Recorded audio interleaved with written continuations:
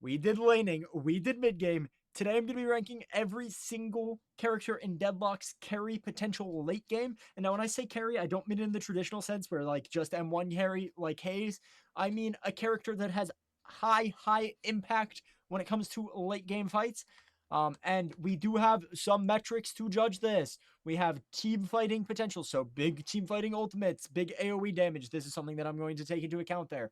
Pick potential, catch ult, stuff like that. Very important into the late game. Being able to get an early pick. 1v1 potential. This is also very important. If you get caught out, being able to 1v1 the person that catches you is very important. CC. Having strong CC crowd control abilities is also very important late game. Raw damage. This is for my carry role that is just like they don't have great CC, they don't have great pick, they don't have great util, but they can just put out a shit ton of damage, and that makes them very good late game. And then finally is util, etc. Mirage TP, stuff like that. That is just like kind of not in a category here. That is actually ends up being pretty important. Cleanse on Viscous Cube, Dynamo Entangle, stuff like that. That will go into the util category. Let's get straight into this with probably one of the stronger late game characters. Let's talk about Abrams here. So his team fight, he definitely has. He has very strong ultimate for team fights. It's a good engage sometimes, but mostly we are using Abrams ult to isolate a pick. It's very good. We give Abrams 2 check marks here. Do you know why? Because he has his pin and he has his ult. Now let's look at Abrams 1v1. He's one of the strongest 1v1ers in the game because of 2+ Siphon Life, right? These are very strong in conjunction with each other. You pin them into the wall, and then you start sucking them off once they're in the wall. You know what I mean? And then crowd control. Let's give him some more check marks for this. Abrams is going into S tier, I think. He has crowd control with 2 and 4 once again. Like both of these. Very strong movement, or not movement, crowd control abilities. Now, in the terms of raw damage, once again, just he has so much of it because of the pin giving bonus damage. It's just very strong. He's able to output a lot of damage with very little orange items. And now, in the terms of utility, like 100%, when I think of the utility that an Abrams provides, he's a big man that's soaking up a lot of damage. And my team shooting an Abrams, calling Abrams 1, I am pissed. Okay? Okay, I do not want to hear Abrams 1, Abrams 1, Abrams 1. I just don't. Abrams, for all of these reasons, will get S tier. And before we go on, I just want to mention that C2 is mine. C2 is mine. Okay? I love her. Okay, let's talk about Apollo next. Apollo falls off into the late game. He has like a fine team fighting ultimate, right? He has no pick potential. Zero. I mean, if he gets an isolated 1v1, which he is pretty strong in, if he is strong because of his entire kit, right? We'll give him a bunch of check marks for this. He is able to secure a pick, but that's assuming that people don't rotate over and CC him, which he doesn't really have any CC. Now, you might say, mustache. He has his 2, which parries somebody and then stuns them for 2 seconds. Okay, sure. And then he has his ultimate, which silences. And, like, sure, but if he's using ult as an engage instead of an execute, like, that's wrong. And then if he's using his parry besides this, like, something to quickly escape, I mean, like, I don't know, or to block an important cooldown, like, it's not a CC ability. Those are not CC abilities in my mind.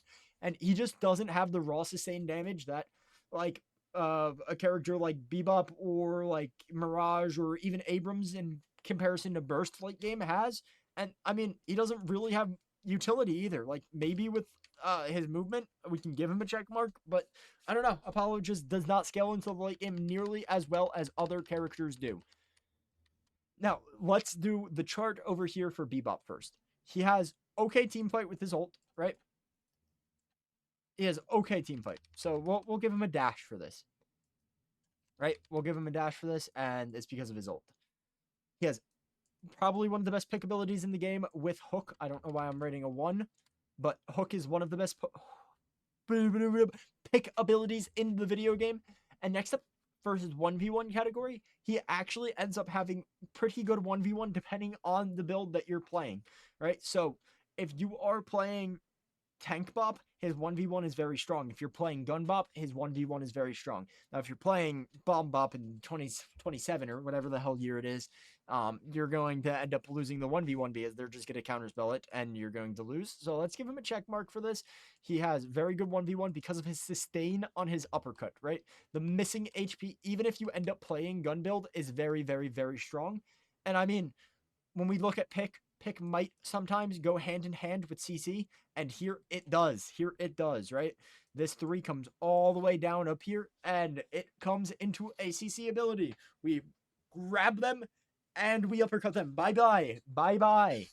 And then raw damage output, I'm going to give him an X4. Not many people are playing gun build, so he just doesn't have the same raw damage output that he does when he's playing gun. So now, utility. Does Bebop have utility? If he's playing tank, he does. If he's playing gun, he does.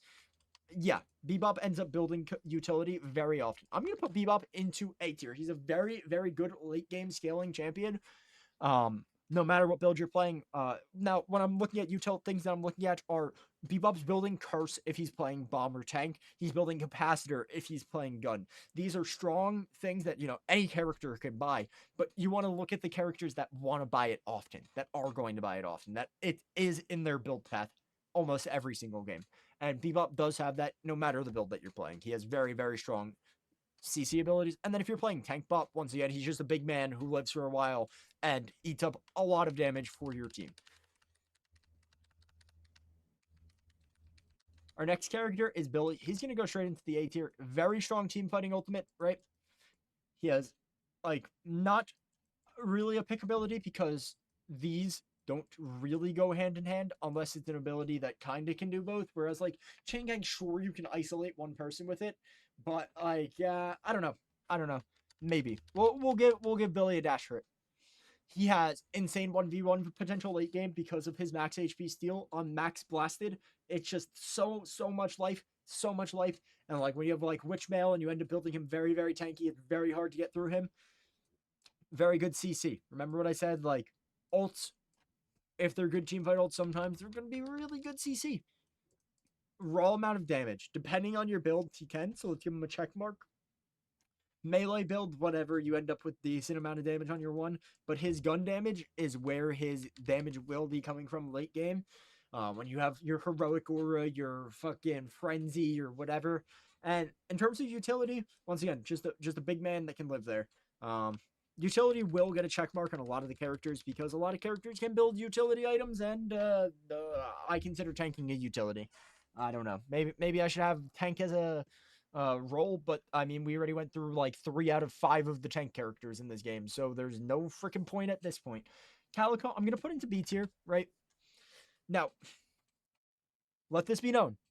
Gun Calico is A or S tier, right? Gets countered by Metal Skin, but who the hell cares? Nobody's building Metal Skin even in Infernus. But Spirit Calico is B tier, right? Her team fight, not great. Her pick is really good because of her strong 1v1. These go hand in hand together here. She doesn't really have CC, but she builds Arctic Blast, so it's kind of whatever. Raw damage, she has so much burst that it's just insane. It's just insane. And she has no utility, right? Cat form being able to make her roam around the map is kind of utility, so we'll give her a dash. But for these reasons, she's going to be B tier. She doesn't participate well in team fights, and she doesn't really have a strong CC ability. So she's really just going to be the one roaming, picking up waves, and kind of looking for one person out of position, which is a very important job late game, but doesn't mean that she's necessarily the best late game. I'm putting Apollo in D tier. I don't care. Celeste scales pretty well late game. I play her more as a mid-game carry, but she does scale very well late game. Very, very strong team fighting ultimate as well as team fighting abilities. You're one if you can hit it on a bunch of people and your shots are just ricocheting all around. Very, very cool. A 2 that has an AoE silence, a 3 that's a large AoE ability, and then your ult that bounces 18 times, right? She is a very, very good team fighter. And in fact, I think I'm going to move her up to S tier just after that. She doesn't have a pick ability. She doesn't have something that can catch somebody out and win the fight. So that is an X. Her 1v1 is insane with max 2, right? Max 2 plus her ult is insane 1v1 potential, especially when you have like the Mystic Slow or the Lightning Scroll, the Boundless Spirit, the Escalating whatever, and you're sitting there, your Torment's pulse is ticking on them the entire time, you're 6-stacked, whatever. Very, very, very strong. I'm putting an X for CC, even though you build Lightning Scroll on her, right? I'm just going to put an X because she doesn't have it. She has insane raw damage once she gets max 3 stacks, right? Just so much damage. And she has utility. She has a silence, right? So this is really good. And also talking about utility, I'm going to probably end up making a Celeste guide eventually. There's a very, very important tech that I will mention in that, and I'm actually not going to mention right now because I want to gatekeep it. The Doorman. Gunman, not that great. Doorman, pretty good at late game. So recently, in all of my tier lists, I have been putting Doorman where I think he is as he's being played right now, not where I think he is personally. And I'm not doing that this tier list. I decided I'm not. I'm getting hate for it in the comments because nobody's watching my video and then they're just fucking skipping to the end and they're going, why is Doorman so low? Doorman's so hard. Doorman's so hard. Dude, okay. I'm gonna clip this and put this on a YouTube short or TikTok or whatever. Doorman, as he's played right now, is not hard. You go he who vortex web hit people. But Doorman has the best team fight setting potential, the best pick potential, the best 1v1 potential, the best CC abilities, not a lot of raw damage, and the best utility in the game. Everything about this character is insane when it comes to late game, mid game, whatever. So, okay, let's break this down, right? So his team fighting ability, what makes him really strong, goes hand in hand with the util, right? So he has his door, which you can set up to have your team be wherever you need in a minute, in a second's notice. If you have a door set up on green lane and you see somebody pushing the green wave right next to your door, you can TP your Mo, your Infernus, your Ivy straight onto that person, get a pick, and then your door was from right next to the mid boss entrance. You guys can turn and go straight to mid. His pick potential, throwing people into base late game, is insane. And then this goes hand in hand with his 1v1, right? Because he can isolate somebody for long enough to have his team come that it's no longer a 1v1. So I give him a check mark for that. Who knows if I should have? He has the best CC in the game, right? He has Vortex Web, which he builds, right? And then into carding people underneath your walker, right? 3+2 combo. He can throw people underneath your walker from literally like minute 15, which, you know, is like, that's how I rated him in the mid game tier list, because like he can do that in mid game. But late game, he can do it from cross map. He can do it from walker to walker. Just super strong. And then doors are not being utilized correctly. Like people are not using doors correctly, and that's why he has like 17 check marks for util. Is people using doors correctly means that the doorman can rotate entire teams. Like it's just no, it's so broken. It's so broken. And then people sit there and they go, I build kinetic dash, I build glass cannon. Ooh, ooh, ooh. And I do this every video. I rant about Doorman, and then I go, speaking about, I build the kinetic dash and glass cannon. Drifter has the potential to scale really hard into the late game, right? He has pretty good team fight with his ultimate, right? Being able to blind 3 people for a pretty long time, especially if you're building duration, which some drifters do, some don't. Some hit like bullet resist shredder plus whatchamacallit, plus superior duration, whereas others go spirit snatch. It's really up to you. I prefer duration to spirit snatch, but that's whatever. Pick potential. He doesn't really have pick potential, and I will explain why, because I don't consider his 1v1 to be pick potential. Drifter is really good. No, you have to. You have to consider it pick potential. I'm sorry. You have to. Yeah, I mean, once again, they go hand in hand. He's really good at finding somebody isolated and punishing them for it. That is his entire kit. I'm gonna put an X for crowd control because I'm going to consider this util instead of CC. I don't know if I should. if he gets stacks, he has a lot of raw damage. If not, you can end up just playing him like a support where you're going like more of these duration like spirit type items. And then you're building like the curses and the focus lenses and whatever. I really like that playstyle. I know most people don't, but it's whatever. He has raw damage if you get your stacks, but if not, it's okay. You can just keep playing the game however the hell you want. And then he has a ton of utility with his ultimate, hence A tier. Honestly, I feel like these characters are S plus tier, these characters are S tier, and this character's A tier, and this character's still D tier. Now, a lot of the characters are going to take up these top tiers. I'm going to be honest. There are a lot of characters that, they just scale well. And that is amazing on the devs that they have a lot of characters that do well in the late game, especially excuse me, oh my goodness, especially when their design philosophy recently has been leaning towards late game meta. And I am talking about Dynamo. He's getting better into the late game in pubs, right? His teamfight ult is insane. He has like no pick potential unless you're using your ult, right? Which solo grab, it's whatever. It's whatever. 0 1v1, 0 1v1. And a decent amount of CC, no raw damage, and a little bit of utility with heal and entangle. With your 2 and your 3, they are separate things. So I do not put a plus, right? Being able to dodge enemy ultimates, very, very strong, especially in pubs where it's a little bit less coordinated and people might just throw out abilities without knowing if the Dynamo has entangle or not. Going support build, you do get a lot of heal towards the end of the game. Healing tempo with Nova and your 3 is just very, very strong. You get a lot of uptime on your 3 as well with superior duration, as well as maxing it out. And then he just has one of the best teamfight ultimates in the game. It's just 100% true. I'm definitely doing this. I should have done this from the start. I'm sorry. I do apologize, but there needs to be a line in the sand here because there are going to be so many, way too many characters in these top 2 tiers if I do not draw a line in the sand. And this is personally, honestly, how I would rate them. I think this is pretty good. Let's keep it like this. Let's see how the list goes from here on out. Graze is just a champion that doesn't scale very well. Honestly, I think I'm going to put her into C tier. Let's talk about it, right?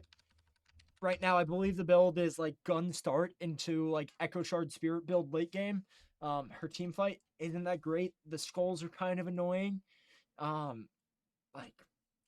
It's really whatever. She doesn't really have pick potential, right? She doesn't have 1v1. Now, this is where she's not D tier and why she's C tier. Maybe if they buff her damage or whatever, she can go up a tier. She has very, very strong CC, right? Very strong CC with the wall and with the gravestone. Honestly, it's very, very good and just allows for catching people that aren't paying attention and just absolutely touching them. Like it's probably one of the best CC abilities in the game is the wall. But she has no raw damage. And she has insane util with her split push, right? So it allows for teams to be able to convert off of leads very, very easily. But I mean, I just can't put her any higher than C tier. I'm sorry, guys. They just don't scale. She does not scale. Speaking about a champion that does scale, let's talk about a champion that does scale. Her team fight, it's like fine, right? Right now, I'm going to talk about Spirit Talon, right? We're going to talk about either arrow or bird build. Gun Talon, I know it exists, but we'll see. We'll see if I end up talking about it. This is another weird thing when it comes to late game tier lists is when you're talking about early and mid game, like there are very clear guidelines about what a character will build early game. Whereas late game, like, dude, I could be playing Gun Dynamo and Gun Dynamo with 8 glass cannon stacks can be S plus tier, but we're going to talk about Spirit Talon from now on. And also from now on, if the character has multiple different builds, I've been trying to talk about how the different builds will scale. So I'm sorry if I don't do it for every character, but please do let me know in the comments down below if you want me to make this where it's like best off meta build, where it's like, yeah, okay, whatever. Pick potential. I'm giving her a check mark because of Bird, right? Bird allows you to be on the opposite side of the map and still getting picks, which is very, very important late game, is to have somebody that can anchor opposite side while still technically being a part of the fight, whether it's Doorman being able to door over, or Mirage being able to TP over, Talon being able to bird over. It's something that happens a lot late game, and it's just something that needs to happen. I don't know what else to say. 1v1, Talon actually has insane 1v1 with 4 arrows, right? And now with Recharging Rush, she has 5 arrows, which is very, very, very good 1v1er. I'm giving her an X for CC, right? Bird technically stuns, and Curse, like her trap exists, but the only time that trap is relevant as a CC is in the mid boss, the big denizen in the middle that shoots laser beams out of his eye. You know what I'm talking about? I'm talking about this guy. Oh god. Oh god. I tried to draw the mid boss, guys. Oh fuck. I tried to draw the mid boss. That's not what the mid boss. Okay. Okay. On to the next thing. On to raw damage on the mid boss. On the mid boss guy. Shit. Lock in.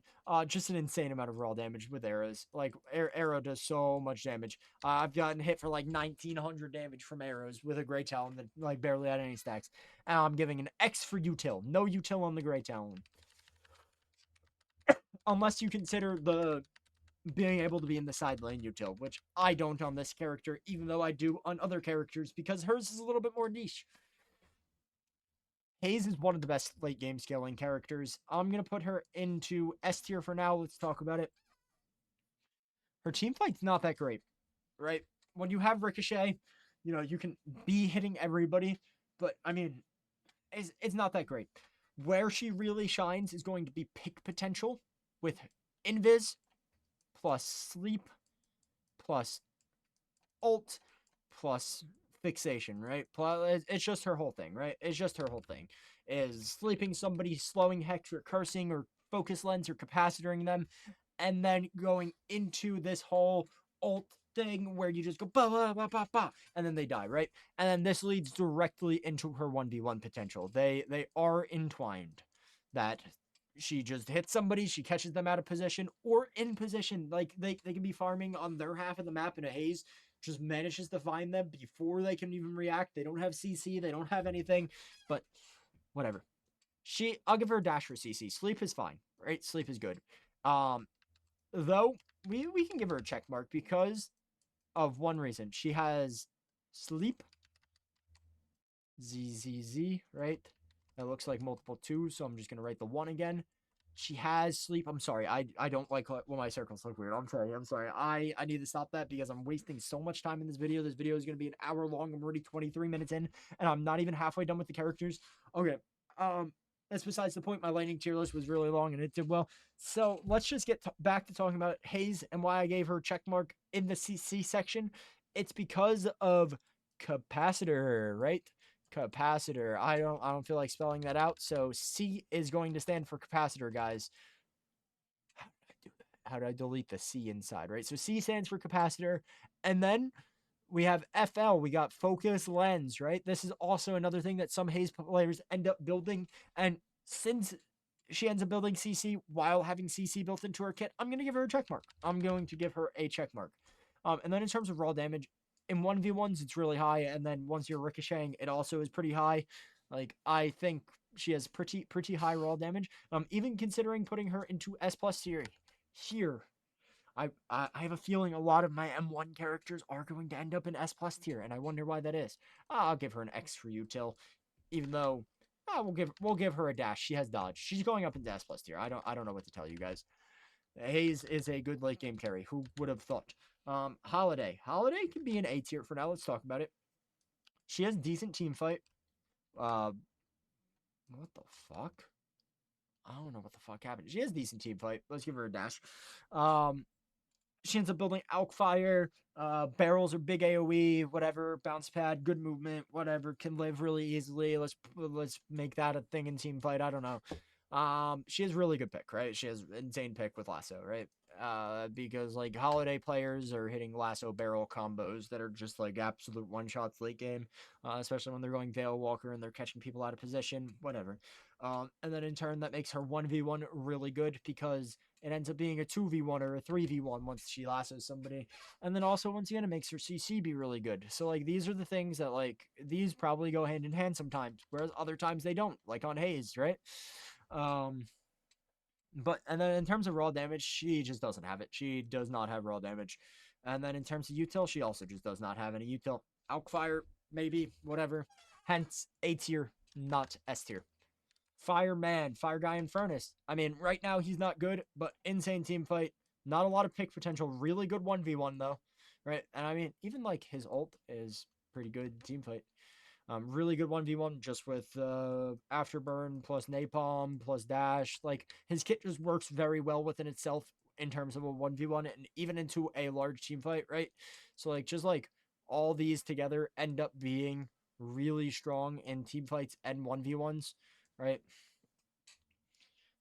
Like when we look at CC, like technically I guess he has his ult, but like he gets a dash. He gets a dash. It's whatever. Ult is not the reason why you're playing Infernus, right? And then it's raw damage, right? We could just do this and this. And like you see, like pick and CC, these are going hand in hand this time. Whereas, dude, why does this shit keep opening? Pick and CC are going hand in hand this time. Whereas now, team fight 1v1 and raw damage are going hand in hand. And his util, like I guess you can say util with anti-heal when he's building Healbane or whatever, toxic and it's spreading toxic, but I'm not going to give him that. I'm not going to give him that because he's already S+ tier, and I don't care. Now, maybe I should sort these tiers into like M1 carries and whatnot and whatever, but I'm not going to do that. I think Ivy has relatively good late game carry potential. The thing about Ivy, right, she has decent team fight. She is another one of these Talon, Calico type characters that can get over to the fight from the side lane, and that is very strong, so we'll give her a check for that. No pick potential, no 1v1 potential. Really, really strong CC. Right? Like really strong CC. And that goes hand in hand with why her team fight's good, right? And then we go down the raw damage and we're like, what? She has like no raw damage. And then insane util, right? Mass silence on her ultimate. Lightning scroll ends up being built. And then you come in, you do the swoop, you hit them all, you silence them all, you lightning scroll them, you vortex web them into a kutsu, and then you thwomp on them with a fucking whatchamacallit, with the thwomp. And they end up all dying. So for those reasons, because of how impactful Ivy is in team fight, she's going straight into A tier. And now you'd think Kelvin would be similar, right? He has the strong team fight ultimate. It could end up getting picks, but I'm not going to give him pick. He has no 1v1 potential. And now I am going to give him crowd control, right? I think Dome is CC, right? He has no raw damage, and then he has good util with his care, right?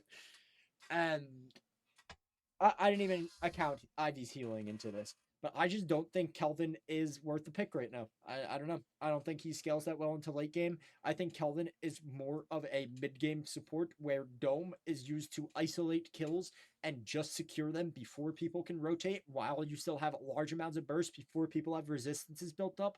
And like late game, all of those things aren't true. So that's why he's not getting played right now, is my opinion, right? And let's talk about a relatively good late game carry. Let's talk about Geist, right? Her team fight is fine. It's fine. Whatever. We don't really got to talk about her team fight. Her 1v1 and her pick potential is very, very strong. Due to just the nature of the build that's being played right now. She's playing like fire rate weapon damage and I mean and like a little bit of healing. I don't know if they're still doing like heal tempo radiant regen, but it seemed good.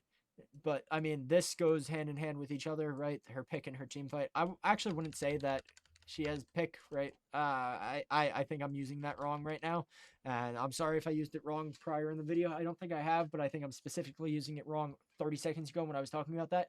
So okay, Her 1v1 is insane because of swap, right? And because of how much lifesteal she gets from her suck and from her malice, and like she just has damage amp, so it's like, oh, really, really, really, really good. No CC, right? I'm not gonna count max silence, max ult that silences as CC, right?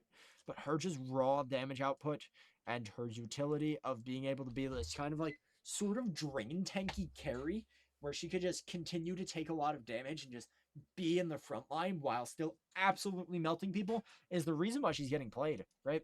Like, let's do Night Shift 28.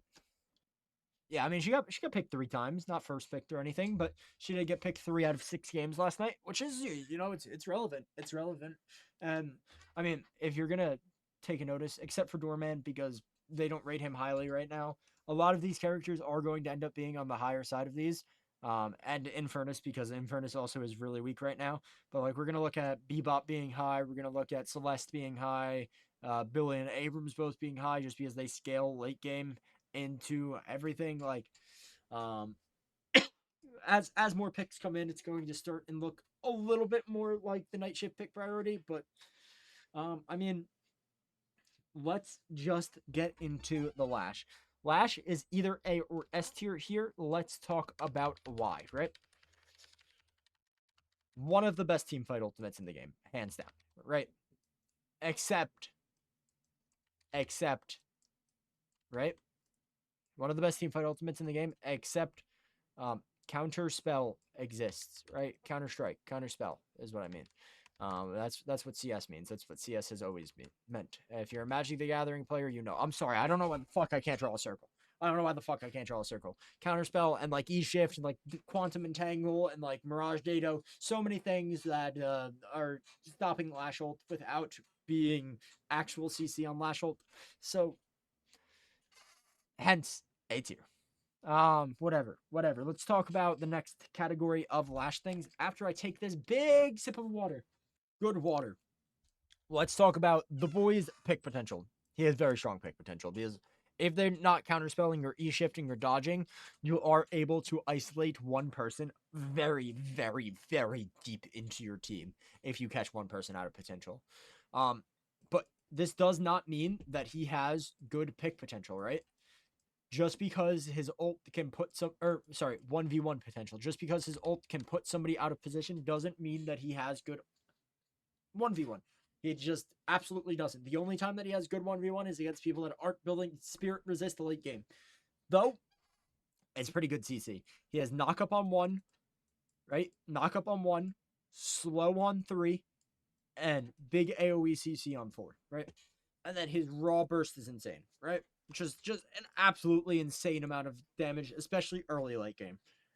And then when I say utility, I decide what it means, and I don't think Lash has any utility. Hence, I think he's A tier. Lash is an A tier character.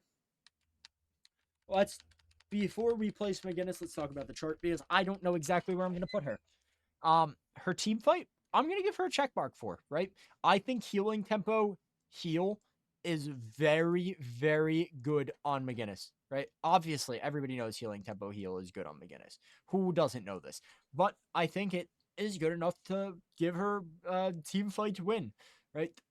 Now let's talk about her pick and her 1v1. These are just not places where McGinnis excels. This is just not something that McGinnis is really good at. It's just not. So that's okay. She has really good CC though, right? She has a big, big, big fat wall and turrets that slow sometimes, right? The big fat wall is really. Oh, excuse me. The big CC thing is, remember that thing I drew that looked something like this and like this, and it was a bad drawing of the mid boss guy. Let's draw again. Whatever. Wall, very good for securing mid boss.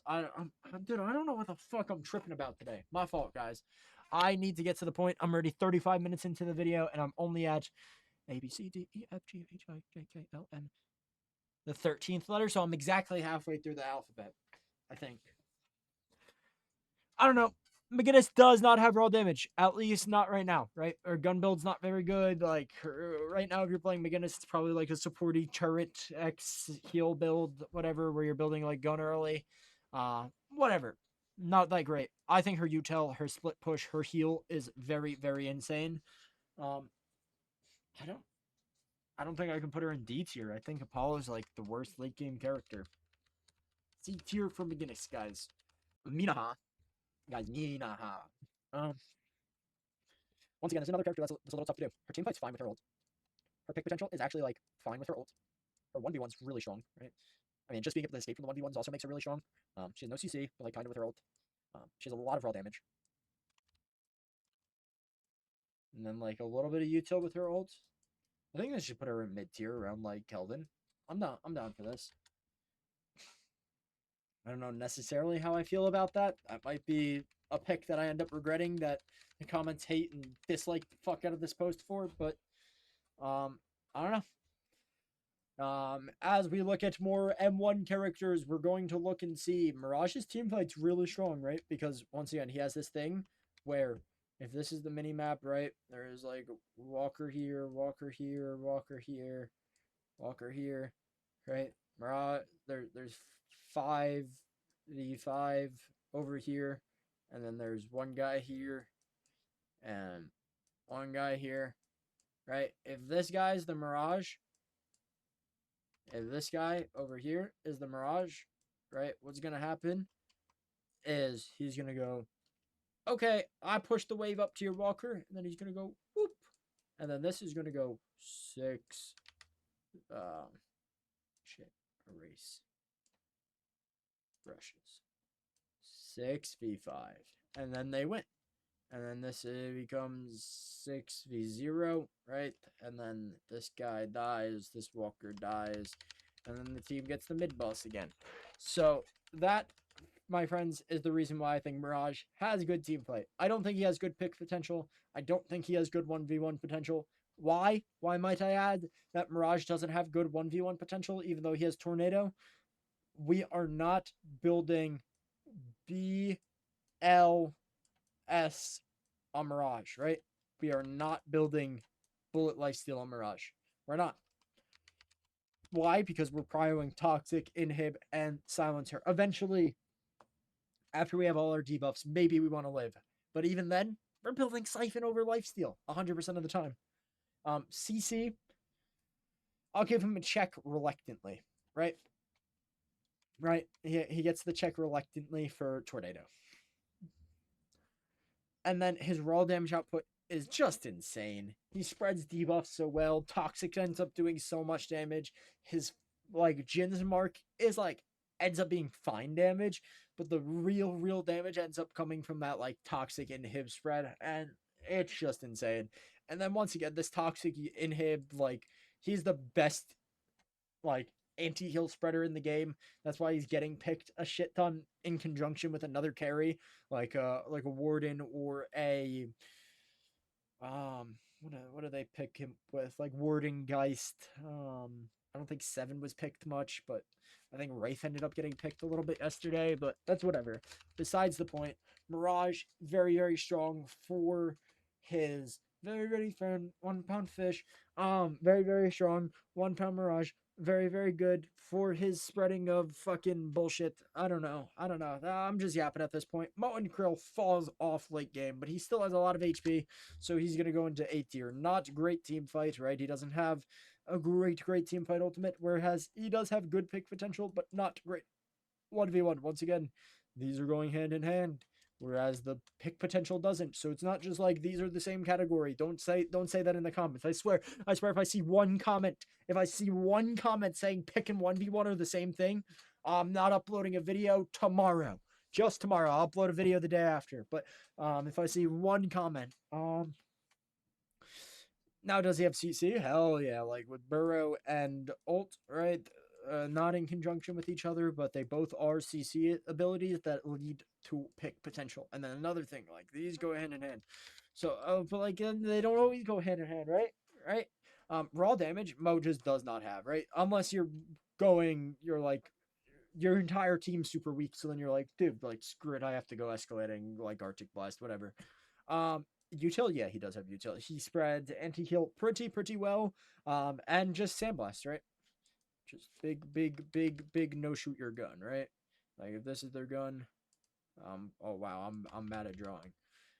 But you guys get the point. Like if this was their gun, they can't shoot it because of his 3. I love him as Paint, dude. I just found out about this like when I started making tier lists. Dude, I fuck with it. Paige is gonna be S tier, not S plus tier, right? A really really good team fight ultimates plus vortex web and +3 combo, right? Um, really strong combo. Vortex web +3.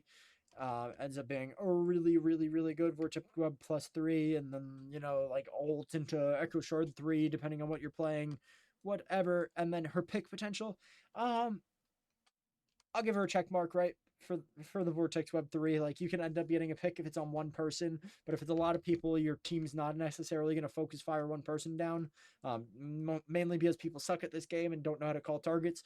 But it's just not going to happen. It's just not going to happen. 1v1. Like what? Double check for CC, right? We have the 3 and we have the 4. Very strong CC options. No raw damage. And then she does have very good util with her defendant fight, her plot armor, if you will. Paige ends up being A tier for these reasons, guys. Think about it. Think about why Paige would be A tier, and these are the reasons that you will conclude. Next up, we have Paradox, who gets picked a lot, but I don't think she's an S plus tier scaling champion. I think she's honestly A tier with the other pick characters, right? Not great team fight. Very good pick. Not great 1v1. This is 2+4, right? Not great 1v1. I have to go back and look and see what builds were played on the Paradox and Night Shift, but it's probably just like debuff plus swap. Like that's just what people build. Good CC, right? Is a swap. I want to go as far as to give it a fucking double check mark, but now we'll do 4+2 because silence, right? Silence is good CC. All damage just doesn't have it. And then util, like silence is technically util, but I don't know. I'm gonna say no. I'm saying no. I'm saying no util on the Paradox. Even though she does end up building debuffs like crippling and shit, but I don't know. Doesn't seem correct for me. Pocket's gonna go into this S tier, right? Team fight, insane, right? His ult is nutty in team fights. He doesn't have great pick potential, but he does have good 1v1 potential. And maybe this means I should move Lash up, but we'll see, right? This is just because of, we'll put FC for full combo, right? I mean, when he presses all of his buttons on one person, they should die eventually, right? And like maybe Calico's supposed to do that. Maybe Calico does that too, but Pocket has the affliction. That's why he's much better late game. No CC, right? But he does have the raw damage. He does have the raw damage. And he does have util because of this teamfight ultimate that spreads CC, right? It spread, or not CC, rather, it spreads anti-heal. AH. Anti-heal. Very good. Yeah, I mean, for these reasons, because of how well he's just fucking affliction bot, he ends up being S tier. Ram, another one of these characters that scales really well late game, has good team fight, good pick. Of course, he's not going to have good 1v1. He has good CC. Okay, now that I've talked about all 3 of these, they once again go hand in hand because of his ultimate, guys. His ultimate is good for these abilities. No raw damage, but he does have really good util with his sleep, his auto pushing minions, right? These are very good util that end up making Rem a very good late game champion. I know they call them heroes. I don't even play League. I don't know why I said champion. I'm sorry. Dude, M1. Like, do we have to go over this? Very good team fight, right? Big team fight ultimate. Plus spreads debuffs really well with his 3. Spreads escalating as well as his 3 just naturally shredding. Doesn't really have good pick. Though notably does have his stun for a good CC option. Has insane 1v1 because of the amount of lifesteal plus freaking lifesteal plus stun, right? Very good. 3+2+1, right? Very good. Makes him have very good late game 1v1 potential. And we'll give him a check mark for CC, right? He has 2, right? But then he also has 4 plus Lightning Scroll. We've been over this. Characters that build Lightning Scroll are probably going to end up having good CC. His roll damage is just insane. Like, just insane. And, like, yeah, he has util because he spreads debuffs. Like, this character might be the best late game scaling champion. Shiv. Okay. I did this before. I'm gonna have to do it again, guys. Nah, I can't even front that, bro. I can't even front putting Shiv in S tier. I just can't. I just can't. Insane team fight with his 4 plus his natural tankiness, right? Which is from his 3, right? Pretty good pick because he has the strong 1v1. But once again, pick in my mind is like a catchability, like a lasso or a fucking combo or whatever. Very, very good 1v1, especially with Rage, right? He cuts his opponent's HP down by 25%. And it's just it's so good. No, I'm actually sticking with S tier. I'm sticking with S tier. Raw damage, he has it with Rage, right? With his 4. Just an insane amount of raw damage. And then his utility, yeah, he's pretty tanky. He's probably like one of the best tank characters in the game. And we know this. Now, let's move on to Silver.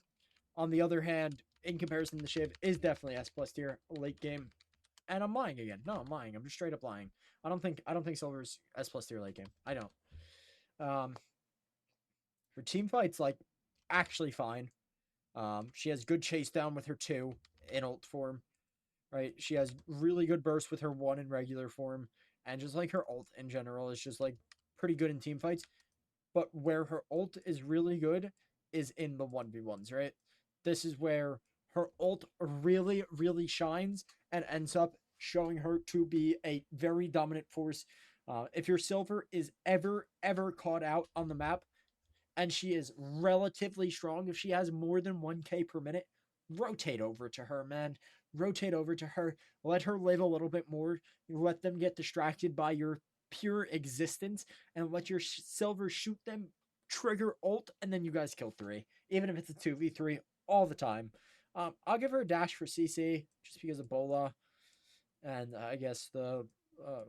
how would I write that? 4-3, right? Her ult. Yeah. I mean, just an insane amount of damage in ult, right? Just an insane amount of raw damage output in ult, as well as just her 1 out of ult. Very, very strong. And, like, I'm not giving her util. I'm not. No, I will. She's tanky. Okay. Sinclair. I'm putting Sinclair in B tier again. I don't care. You guys can get mad that I put Sinclair in B tier every single tier list, but his team fight purely dependent on the enemy team comp. His pick purely dependent on the enemy team comp. His 1v1 purely dependent on the enemy team comp. Really good CC, pretty good raw damage, and like not great utility, right? So if the enemy team comp's good, he can be an S tier character. Never S plus tier, I don't think. But like if the enemy team comp's good, he can be stronger. But I just can't fathom putting him higher than this. Venator has to be S tier. Like let's go through it. He might end up being A tier, but just in my mind, he ends up being S tier. He doesn't really team fight well, right? He's definitely more of this like 1v1 isolated character. Doesn't really have pick, but his 1v1 is like really, really, really strong. Just with like the 2+ with his 2+ melee combo, right? This is very, very strong for his 1v1. He does so much damage, and then just his ult, right? Does an insane amount of damage. I give up. I'm not drawing circles anymore. I'm not. I'm just okay. I am. Very strong CC with the gut shot, right? And then like I guess trap exists. His raw damage is very, very, very, very, very high, right? An insane amount of true damage, by the way. True damage. Very, very good. Just the blessed attacks being a little bit overtuned, I'd say. And then util is pretty high with built-in CC, or built-in anti-heal, rather, into his 1. Yeah, I'm okay putting him in S tier. I am. Last tier list, I said Victor and 7 are the same character. They suck in mid-game. They aren't that great early. And, dude, they show up late game. Insane team fight, right? He just lives and lives and lives and lives and spreads and spreads and spreads debuffs, excuse me. And like he doesn't have pick. He has insane 1v1 with his amount of lifesteal that he gets, right? With 1 plus infuser, say IF or IDF for infuser, whatever. Very, very good, right? CC 0, but his raw damage and his utility of just living forever is just insane, right? Victor is one of those characters that if you let him get past that 40k mark early, holy shit, bro. Holy shit. Vindicta's going into B tier, man. Like, okay. Let's look at Vindicta, right? Her team fights, her picks, pretty good, right? I'll consider Snipe a pick ability. I will, because it's like a very far-ranged execute, right? Her 1v1 ends up being pretty good, right? Like, her CC. Now, this is the thing. Like, I said this in the mid-game tier list, and I'll say it here.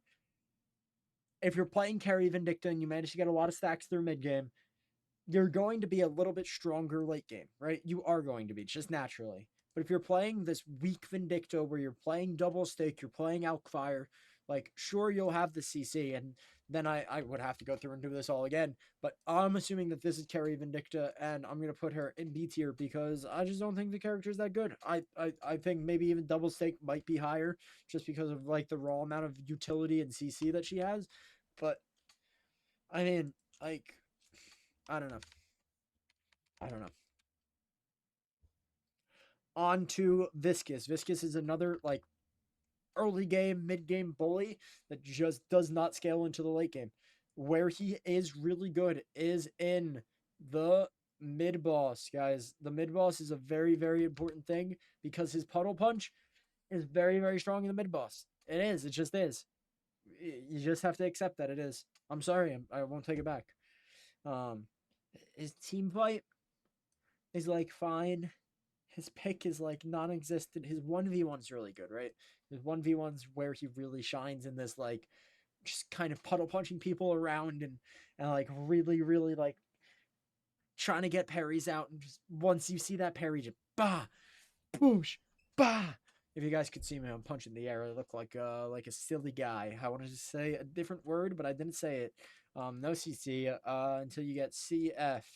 Crushing Fists, right? Ends up being pretty good into the late game. He doesn't really have raw damage, right?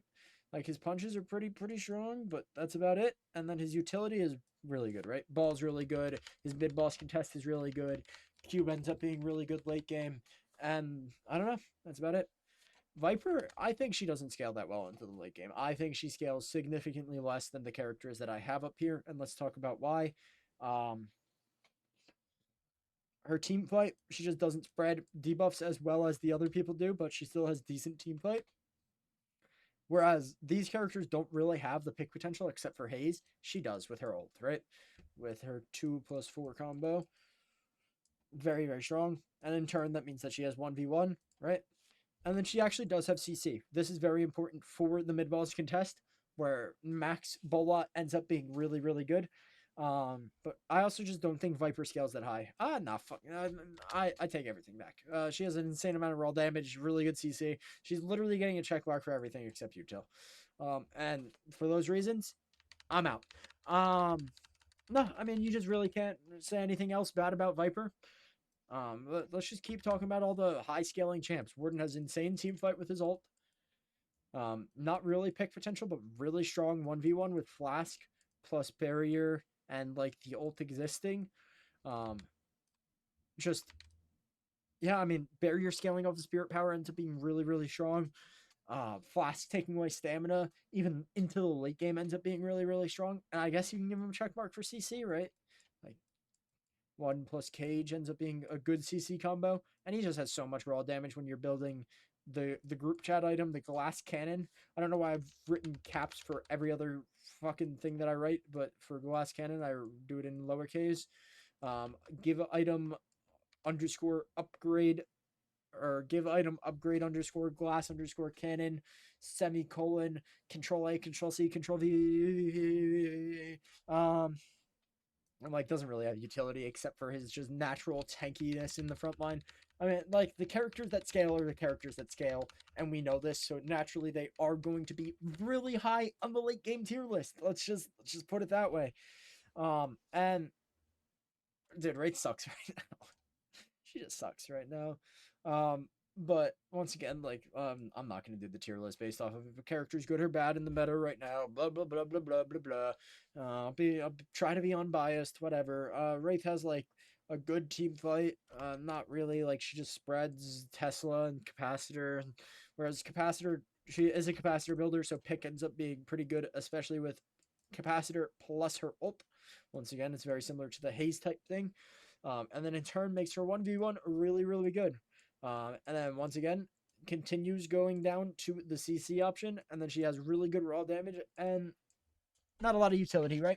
You probably end up building like crippling or toxic on her, probably one of the two. I don't think it's both.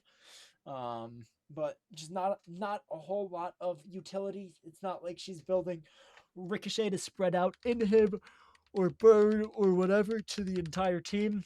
But yeah, I mean, that's Wraith. And Yamato just doesn't scale as well as she used to. She used to be like a very, very, very high scaling character. Her team fight's really good just because of her natural tankiness and ult, plus being able to extend it for every kill that you get.